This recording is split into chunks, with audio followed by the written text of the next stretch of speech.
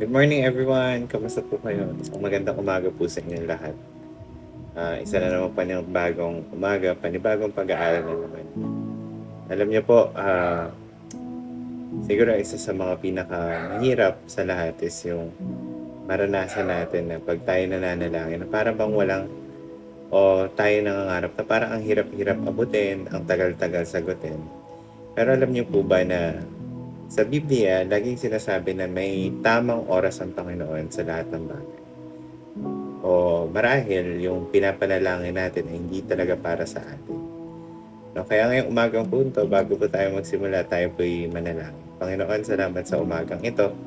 Salamat, Panginoon, sa kabutihan nyo. Salamat sa patuloy na pag-a-assure or reassurement sa amin, Panginoon. Nandyan kayo at meron kayong perpektong oras sa lahat ng bagay para sa buhay namin. Kaya Panginoon, nagpapasalamat kami dahil napakabuti mo. Salamat din po sa salita na laging nagpapaalala sa amin na kayo'y mabuting Diyos at makapangyarihang Diyos. Mapangyarihang Diyos sa lahat ng bagay. Maraming salamat, Panginoon, sa pangalan ni Jesus. Amen. Amen.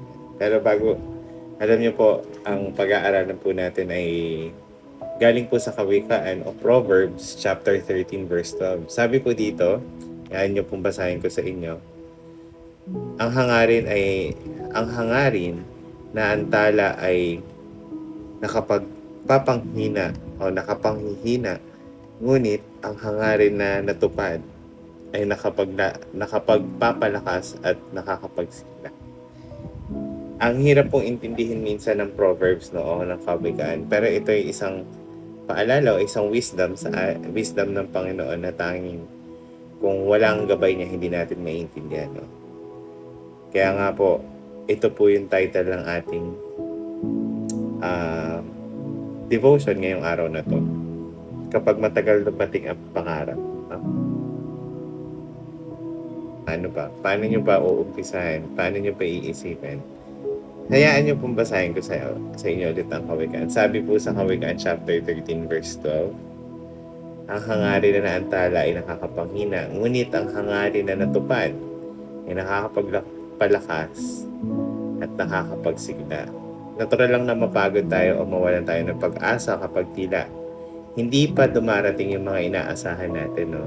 Ngunit tandaan natin, ang Diyos ay may tamang oras para sa lahat ng bagay. Maaaring may tinuturo siya sa atin ngayon sa paghihintay natin, pagtitiwala, pagpapakababa o pagiging handa sa kanyang biyaya. No? Ang pangako ng Diyos ay hindi nagbabago.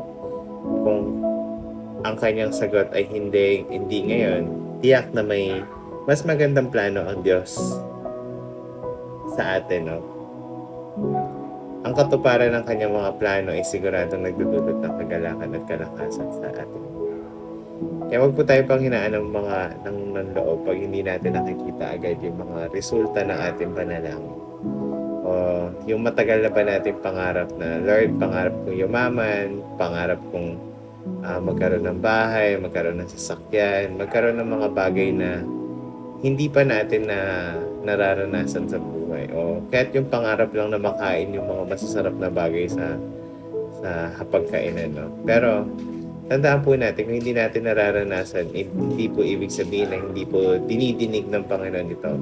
Meron po kasi yung perfect timing o perfectong oras ang Panginoon sa lahat ng bagay. Baka mamaya, pag ibinigay po sa atin ng Panginoon yung mga bagay na yun, baka siya naman ang makalimutan natin. At yung paghihintay po kasi isa po sa pinakamagandang practice ng ating pananampalataya. No? Na kumbaga, malaki madalas ang resulta ng pag-aantay. Dahil dito, nagkakaroon po tayo ng talagang yung tipong, Lord, hindi kita bibitawan dahil alam ko meron kang promise sa akin. Pero hopefully, hindi lang natin nakikita ang Panginoon sa ganung sitwasyon. No? Mas madalas sana na kaya tayo nananalangin dahil gusto natin magkaroon ng intimate na relationship sa Panginoon. Okay? Tanong po sa inyo, meron bang matagal na kayong ipinapanalangin na hindi pa natutupad? Ano ang nais mong ipaalala sa iyong sarili tungkol sa pagtitiwala sa panahon ng paghihintay. Masarap pong gawin yan kasi may mga oras kasi na gusto natin may resulta agad yung mga panalangin natin o yung mga gusto natin na minsan hindi pinagkakaloob agad ng Panginoon dahil may gusto siyang ayusin sa puso natin. Konklusyon, ang paghihintay hindi madali, ngunit ito ay bahagi ng proseso ng pagpapalakas ng ating pananampalataya. Sa halip na panghinaan ng loob, gamitin natin ang panahong ito upang mas lumapit sa Diyos at magtiwala sa kanyang tamang oras. No? Kaya mag-antay po tayo, pagkatiwalaan po natin yung Diyos natin na talagang handang ibigay ang lahat para sa atin. No? Okay po? Sige po, tayo po'y manalangin. Panginoon, alam ko mahirap maghintay, lalo na kung hindi ko alam, o hindi namin alam kung kailan darating ang sagot ninyo. Ngunit magtitiwala kami na ikaw ay tapat at ang iyong mga plano ay laging mabuti. Tulungan niyo po kami manatili at na matatag at hindi mawalan ng pag-asa, kundi magpatuloy magtiwala sa iyo. Salamat sa iyong pangako. Hindi mo kami iiwan o pababayaan